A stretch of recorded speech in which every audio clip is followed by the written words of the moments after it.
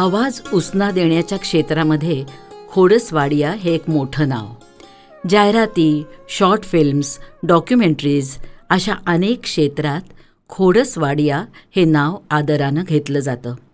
अत्यंत धीरगंभीर, बेसचा आवाज आणि इंग्रजीवर उत्तम पकड ही त्याची वैशिष्ट्य. माझ्याशी कसा संपर्क झाला सांगते. सूत्रसंचलन, निवेदन, डॉक्युमेंटरीजच्या मागचा आवाज याबद्दल माझ्या मनात अतिशय कुतूहल होतं. त्या क्षेत्रात काहीतरी करण्याची इच्छाही होती. पुण्यातल्या अशाच एका कार्यशाळेमध्ये खोडसवाडिया याची भेट झाली. तो मुंबईत त्याच्या घरी वैयक्तिक कार्यशाळा घेतो हे कळलं आणि जाऊन भेटले. पुढे सुमारे 6 महिने मी दर शनिवार रविवार त्याच्याकडे शिकण्यासाठी जात होते. पारशी पाहुणचार आणि त्याची शिवराळ भाषा या दोन्हीचा भरपूर आस्वाद घेतला. ते 6 महिने माझ्या आयुष्यातले सोन्याचे म्हणता येतील असे होते.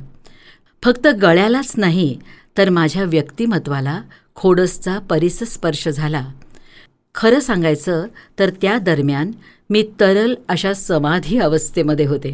खोडस आखी वर्ग घेत नाही, व्यक्तिसापेक्ष घेतो. भावना व्यक्त व्हाव्यात म्हणून मला अनेकदा त्यानं चित्र काढायला लावली आहेत. कधी भली मोठी तर कधी अगदी छोटी. मनाचा ग्राफ प्रचंड मोठा हवा. एकाच वेळी आकाशाला गवसणी घालणारा पाहिजे आणि त्याच वेळी सूक्ष्मता पाहण्याचीही क्षमता पाहिजे. ही त्याची शिकवण. आदमी में पागलपन चाहिए तोही वो कुछ कर सकता है यावर त्याचा दृढ विश्वास. ही हृदय चिरत जाणारी किंकाळी ऐक आणि बघ यासाठी त्यानं मला एक इटालियन फिल्म अनेक वेळा दाखवली. तोंडातून येणारा ध्वनी आपल्या आतल्या स्वचं प्रतिबिंब असतं हे समजलं. स्व जितका निखळ आणि निर्मळ, आवाज तितका सुंदर आणि भावस्पर्शी होतो हे कळलं. त्याच्यामुळे स्टॅनिस्लॅव्स्कीची तोंड ओळख झाली. खोडसचं शिकवण्याच्या वेळेचं बोलणं रांगडं असायचं. साधे मवाळ शब्द नाहीतच. अपेयपान आणि सामिष भोजन यावर त्याचं मनपूर्वक प्रेम. शेअर मार्केटमध्ये रोजचा वावर. पक्का व्यवहारी. रेकॉर्डिंग जीव ओतून करेल पण बिदागी घेतल्याशिवाय स्टुडिओच्या बाहेर पडणार नाही. शोबिजमध्ये हे हवंच, पण माणूस म्हणून निखळ आणि निर्मळ.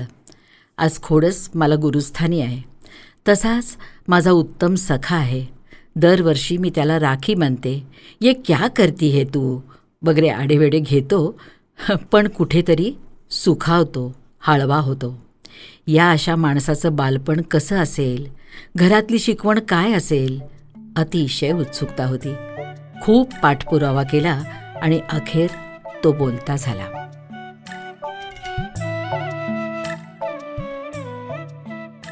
माझी आई 7 महिन्यांची गरोदर होती. पाय घसरून ती गडगडत जिन्यावरून खाली आली. पोटावर पडली. हातापायाला इजा झाली. तिला ताबडतोब हॉस्पिटलमध्ये हलवली.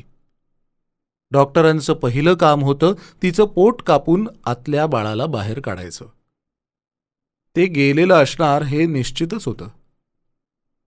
सिझेरियन केलं आणि आश्चर्य म्हणजे ते बाळ जिवंत होतं. ते बाळ म्हणजे दुसरं तिसरं कोणी नाही, मीच तो. देवानं वाचवलं म्हणून मग माझं नाव ठेवलं खोदादात.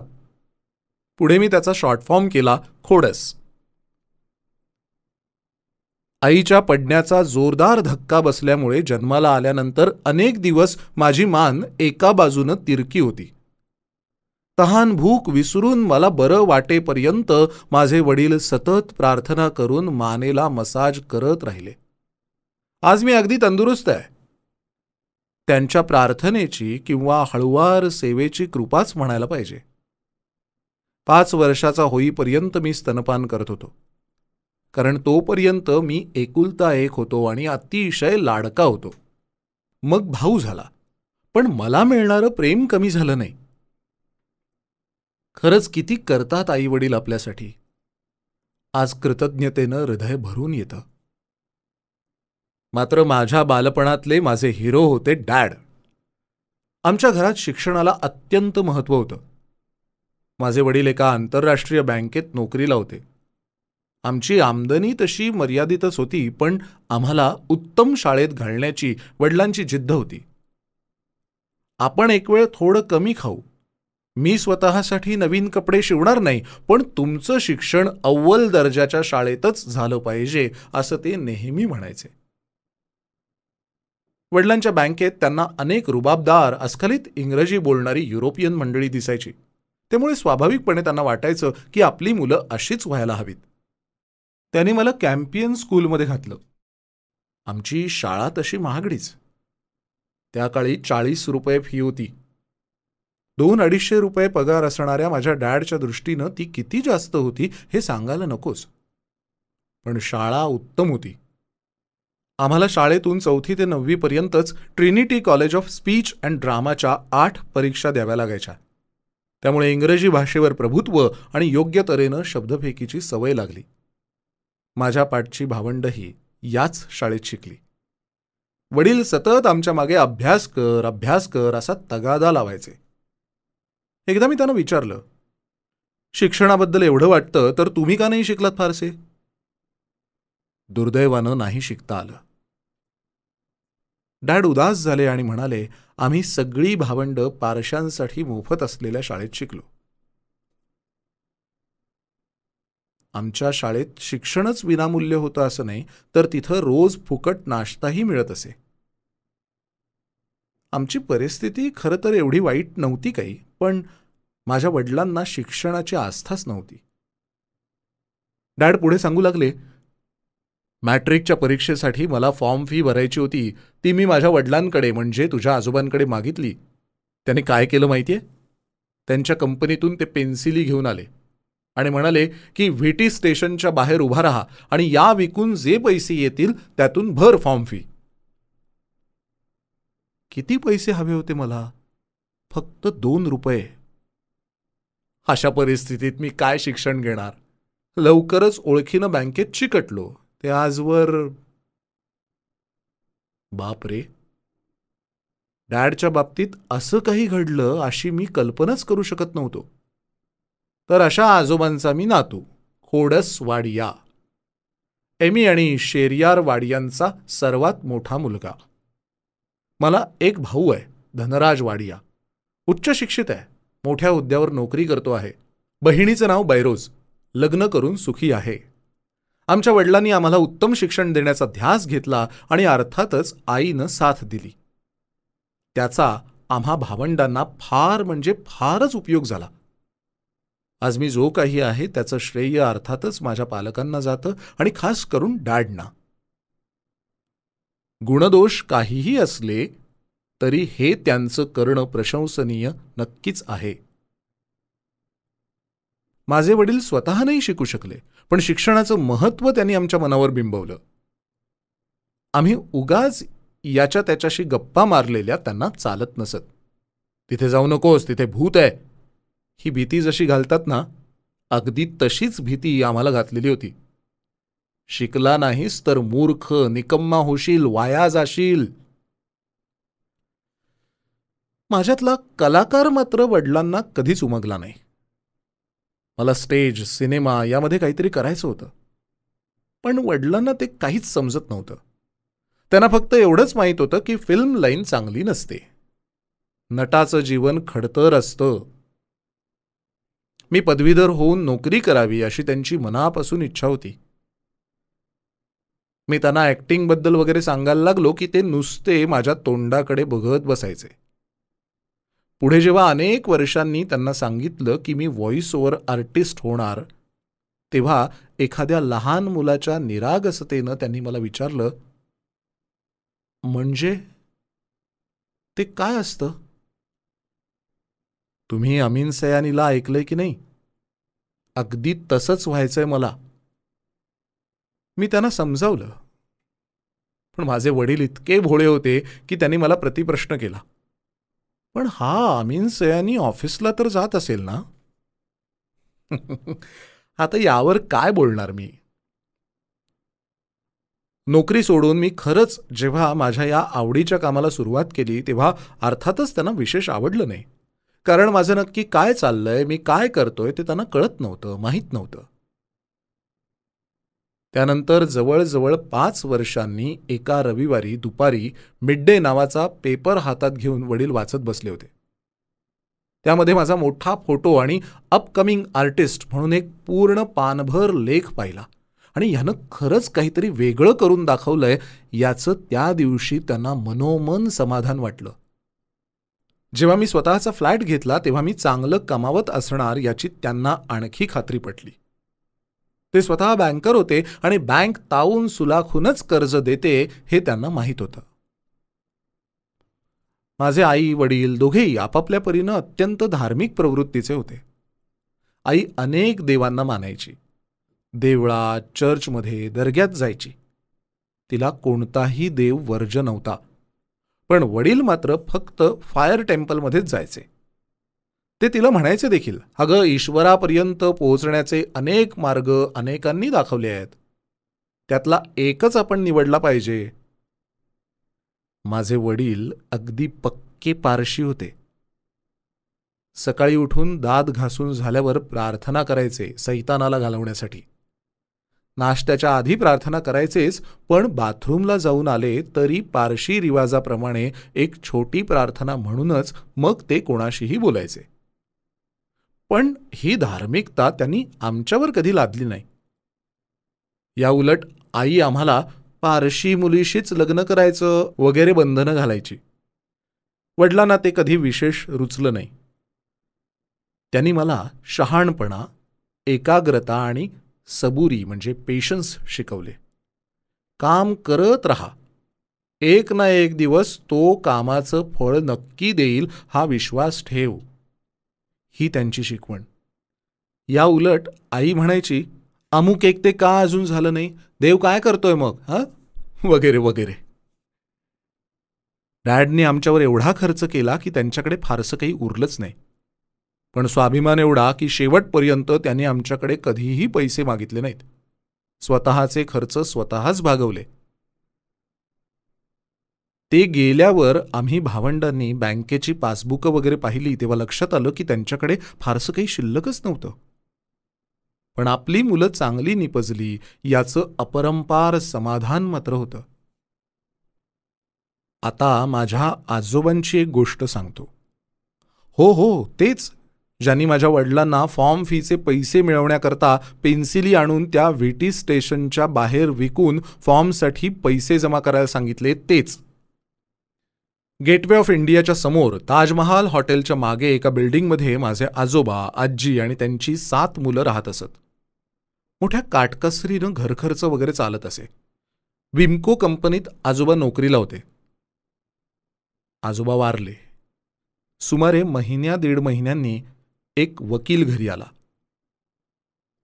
हाजीला वाटलं झालं काहीतरी कर्जा बिर्जाची भानगड असणार. पण वकील महाशयांनी सुखद धक्काच दिला. ते म्हणाले की तुम्ही राहताय ती बिल्डिंग तुमची स्वतःची आहे, त्याशिवाय हे शेअर्स, हे सोनं आणि ह्या फिक्स्ड डिपॉझिटच्या रिसिट्स पण आहेत. हे ऐकून आजीचा विश्वासच बसेना. एका क्षणात मंडळी लखपती झाली. त्यावेळी स्वस्ताई होती तरीही आपापल्या वाटणीचे फक्त शेअर्स, एफडीज आणि सोनं विकून प्रत्येकाला वेगळं घर घेणं शक्य नव्हतं. म्हणून माझ्या काकांना राहती बिल्डिंगही विकायची होती. माझ्या डॅडचा याला विरोध होता. त्यांना कुटुंब एकत्रच नांदायला हवं होतं. एक दिवस वाद खूप विकोपाला गेला. काका वडिलांच्या अंगावर धावून आले. मी लहान होतो, 7-8 वर्षांचा असेन. मी स्वयंपाकघरात जाऊन सुरी घेऊन आलो आणि मधोमध उभा राहून म्हणालो, खबरदार कोणी माझ्या डॅडला हातही लावलात तर. माझा आवेश पाहून सर्वजण मागे हटले. अरे असं नाही करायचं कधी, कुणाला लागलं असतं तर. डॅड मला शांत करत म्हणाले. पण माझं डोकं भडक आहे हे तेव्हापासून त्यांना कळलं. अर्थात पुढेही अनेक प्रसंगातून ते दिसलंच त्यांना. आणि म्हणून मी चुकीच्या मार्गानं जात नाही ना याची त्यांना सतत काळजी असे. डोक्याचा हा भडकूपणा मला बहुधा त्यांच्याकडूनच वारसाने मिळाला असावा. एक प्रसंग सांगतो. माझे वडील फारसे कधी आजारी नाही पडले. एकदा मात्र पडले. बरेच आजारी पडले. त्यांना तातडीनं हॉस्पिटलमध्ये ॲडमिट करावं लागलं. 3 दिवस अतिदक्षता विभागात ICUमध्ये होते. सगळीकडे नळ्या वगैरे लावलेल्या होत्या. अगदी केविलवाणे झाले होते. 3ऱ्या दिवशी वैतागून मला म्हणाले, मला तपकीर पाहिजे. मी हादरलोच. डॉक्टरांशी बोललो. त्याने आम्हा दोघांनाही वेड्यात काढलं. डॉक्टर माझ्या वडिलांशीही बोलले, पण काही उपयोग झाला नाही. माझ्या वडिलांना औषध, डॉक्टर, हॉस्पिटल वगैरेचा फार तिटकारा होता. ते संतापून म्हणाले, मला आत्ताच्या आत्ता तपकीर द्या, नाहीतर मी या सगळ्या नळ्या वगैरे उखडून तोडून टाकीन. मी हतबल झालो. पण ICUमध्ये तपकीर कशी देणार? त्यांना तर फारच तलफ आली होती. मग मी धाडसी निर्णय घेऊन तपकीर आणली, त्यांना ICUमधून बाहेर काढलं आणि दिली तपकीर. जादू व्हावी तशी त्यानंतर त्यांची तब्येत झपाट्यानं सुधरत गेली आणि 3 दिवसात माणूस खडखडीत बरा होऊन घरी परतला. असा होता आमच्यातला स्नेह. एकमेकांभोवतीचं गोड प्रेमाचं कवच. गरज ओळखणं, प्रवाहाविरुद्ध जाऊनही मन जपणं हे त्याशिवाय जमत नाही. मी लहान असतानाची अजून एक आठवण. 10-12 वर्षांचा असेन. एकदा शाळेतून घरी आलो आणि पाहतो तो काय, आमच्या बिल्डिंगला आग लागली होती. माझी आई आणि काक्या सगळ्या खाली उभ्या होत्या. मी आईला विचारलं, आजी कुठं आहे? तेव्हा सगळ्यांच्या लक्षात आलं की आजी 5व्या मजल्यावर घरातच अडकून पडली आहे. तत्क्षणी मी आईच्या हाताला जोराचा हिसडा देऊन एकदम बिल्डिंगमध्ये शिरलो. आगीची धग माझ्या अंगाला लागत होती. कातडीला दाह सोसवत नव्हता, पण मी तसाच वरती गेलो आणि आजीला उचलून खाली घेऊन आलो. माझ्यात एवढं बळ कुठून आलं होतं ते कळलंच नाही. मला काही झालं असतं तर या विचारानं आईच्या जीवाचं पाणी पाणी झालं. ती मला खूप रागावली. रात्री वडील घरी आले. माझा चेहरा सुजलेला होता. घडलेली सगळी घटना त्यांना सांगितली आणि म्हटलं की जोपर्यंत आई मला सॉरी म्हणत नाही तोपर्यंत मी जेवणार नाही. माझं हे उपोषण पुढे 3 दिवस चाललं. शेवटी वडील आईला रागावले. म्हणाले, तू आत अडकली असतीस आणि याच्या बायकोने आक्षेप घेतला असता तर? अगं, ती माझी आई आहे. तिला वाचवलंय आपल्या लेकानं आणि तुझं हे काय चाललंय? पण आई अशीच होती. माझी आई काहीशी चंचल वृत्तीची, अति भावनाशील आणि थोडी आतताई होती. सुदैवानं आईचे गुण माझ्यात आलेले नाहीत. काही वेळा मुलं निरक्षर विवेकबुद्धी वापरतात. आईचं सतत मागे लागणं मनावर घेतलं जायचं नाही. उलट डॅडनी हळुवारपणे सांगितलेली एखादी गोष्ट अंमलात आणली जायची. शाळा, घर आणि अभ्यास या व्यतिरिक्त काही करायला फारसा स्कोपच नव्हता. मुंबईच्या गजबजाटामध्ये घर होतं. घराला अंगण किंवा आजूबाजूला बाग वगैरे असं काहीच नव्हतं. सुट्टी लागली की खूप पंचायत व्हायची. डॅड फारसे फिरायला वगैरे जाऊ देत नसत. सारखा आपला अभ्यास कर हा एकच घोषा असायचा. पुढच्या इयत्तेची पुस्तकं आधीच आणून देत असत. पण डोक्यावर बसलेत, ओरडलेत किंवा मारलंय असं कधीही नाही. एकदा सांगून आपल्या कामाला निघून जात. आम्ही मग ते घरी परत यायच्या वेळेला डोळ्यासमोर पुस्तक धरून बसत असू. चला, मुलं अभ्यास करतायत असं वाटून डॅड खुश होत असत. शाळेत असताना मी आमच्या हाऊसचा कॅप्टन होतो. चांगला धावपटू होतो. 400 मीटर्स शर्यत धावायचो. एकदा मस्ती करताना पडलो आणि 2ही गुडघे फुटले. घरी आल्यावर औषध वगैरे लावलं. गुडघे दुखतच होते, पण मला जास्त दुःख होतं ते शर्यतीत धावायला मिळणार नाही याचं. म्हणून माझी चिडचिड चालली होती. घरी वडील आले आणि म्हणाले, काय झालं? मी रडत रडत सांगू लागलो. ते मलाच ओरडले, गप्प बस, रडू नको. तुझा तूच पडलास ना? आता रेस कशी पूर्ण करायची ते तूच ठरव. रडून काय गुडघे बरे होणार आहेत का? मरीन लाईन्स ते युनिव्हर्सिटी स्टेडियम, आमच्या शाळेचा स्पोर्ट्स डे, सुरुवातीचा मार्च पास्ट. दुखऱ्या गुडघ्यांनीच मी फ्लॅग धरून पुढे होतो. त्यानंतर एकेका इयत्तेच्या शर्यती सुरू झाल्या. मुलं धावत होती. विजेत्या मुलांचे आई वडील त्यांना आनंदानं जवळ घेत होते. माझ्या घरातलं कुणीच आलं नव्हतं. माझे गुडघे अजूनही ठणकत होते. 9वीच्या शर्यतीचा पुकारा झाला आणि मी धावायचं ठरवलं. मुलांमध्ये सामील झालो आणि कसाबसा 100 मीटर्स धावलो. पुढे धावताच येईना, पण जिद्दीनं धावत राहिलो. गुडघे भयंकर दुखत होते. फिनिश लाईनला पोहोचलो. शेवटून दुसरा. आमच्या शर्यतीतले विजयी वीर आणि त्यांचे पालक जल्लोष करत होते. मी मात्र हिरमुसला होऊन स्टेडियमच्या पायरीवर बसलो होतो. मागच्या बाजूने कोणीतरी येऊन मला घट्ट मिठीत घेतलं. अंगाच्या गंधावरून माझ्या लगेच लक्षात आलं, आपले डॅडच. मला कुरवाळत ते म्हणाले, तू कितवा आलास त्याची मला पर्वा नाही, पण तू रेस मध्येच न सोडता पूर्णपणे धावलास हेच माझ्या दृष्टीनं महत्वाचं. मग आनंदानं मला बाहेर घेऊन गेले. खाऊ, प्रेझेंट्स, बूट असं काय काय घेऊन दिलं. खुश होते अगदी. पण त्यांनी त्या दिवशी मला सगळ्यात महत्वाची शिकवण दिली ती चिकाटीची. ते म्हणाले, माझ्यासाठी तू आज जिंकलास कारण तू रडत बसला नाहीस. आपलं काम करून यायचं, आपल्या क्षमतेनुसार उत्तम रीतीनं. परिणामाची फिकीर करत नाराज व्हायचं नाही. मोठा झाल्यावर मी नुकताच व्हॉइस ओव्हरच्या क्षेत्रात काम करू लागलो होतो तेव्हाचा एक प्रसंग सांगतो. इथे तो सांगायलाच हवा. माझी सुरुवात झाली ती रशियन फिल्म्सच्या इंग्रजी डबिंगपासून. त्यावेळेस मी फक्त शनिवार रविवारीच काम करायचो. एरवी बँकेत नोकरी. रंगभूमीचीही आवड होती, तिथेही खटपट चालूच होती. फिरोज खान नावाचे एक गृहस्थ होते. त्यांनी एक इंग्रजी नाटक बसवलं होतं. मला काम करण्याचा आग्रह करत होते, पण मला जमलं नाही. त्यांनी पृथ्वी थिएटर्समध्ये लावलेले खेळ साफ पडले. पुन्हा त्यांनी माझ्या मागे लकडा लावला. नेमकी मलाही सवड होती. मी हो म्हटलं. तालमी झाल्या आणि NCPAमध्ये प्रयोग झाला. एकदम यशस्वी. त्या प्रयोगाला गार्डन वरेलीमध्ये मार्केटिंग मॅनेजर असलेली फिरोज खानची पत्नी आली होती. प्रयोगानंतर तिनं माझं अभिनंदन केलं आणि मी काय करतो वगैरे चौकशी केली. मी व्हॉइस ओव्हर आर्टिस्ट असल्याचं तिला सांगितलं आणि तिनं ते लक्षात ठेवलं. जाहिरात म्हणून गार्डन वरेली त्यावेळी फिल्म्स बनवत असे, अगदी मोठमोठ्या मॉडेल्सना घेऊन. मॅडमनी कंपनीच्या रेकॉर्डिस्टला माझा आवाज टेस्ट करून बघायला सांगितला. नवीन काही करून बघण्यास खरं तर तो अजिबात उत्सुक नव्हता, पण मॅडमनी खूपच गळ घातली म्हणून मला त्यानं स्टुडिओत बोलावलं. 2-2.5 तास तर नुसतं बसवून ठेवलं. त्यानंतर अगदी नाईलाजास्तव त्यानं मला फिल्म दाखवली आणि जी 4 वाक्य मला म्हणायची होती ती सांगितली.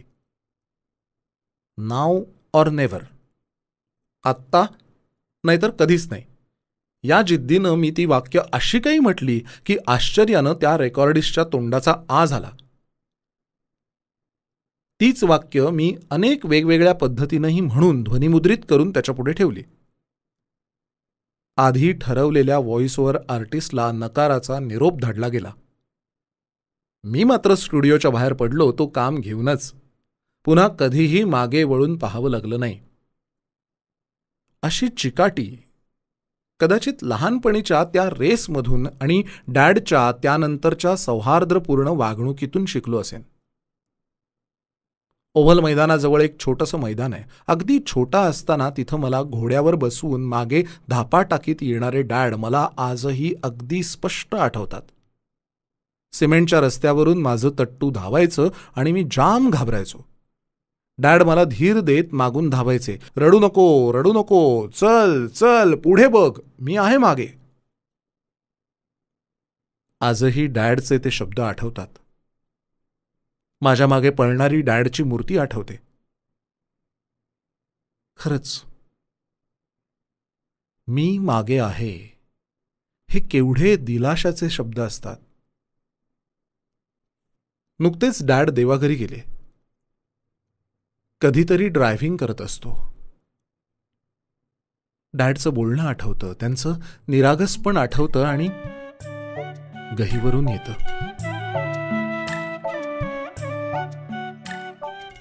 एक कविता खोडस के नाम.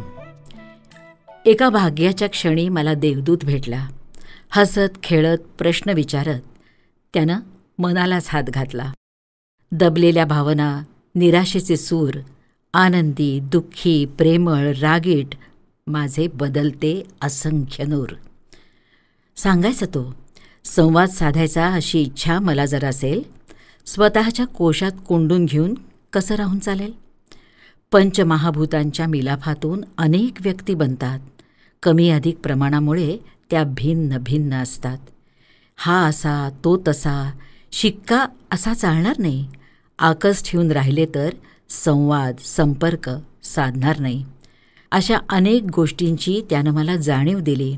मनाच्या तळाशी जाताना माझीच मला ओळख झाली. हे असंच व्हायला हवं, तो ठामपणे म्हणायचा. मला तो आत्मविश्वासाचा मेरू पर्वतच वाटायचा. परिसस्पर्शानं त्याच्या माझ्या मीच सोनं झालं. मर्मबंधातल्या ठेवीचं खरंच मला दर्शन झालं.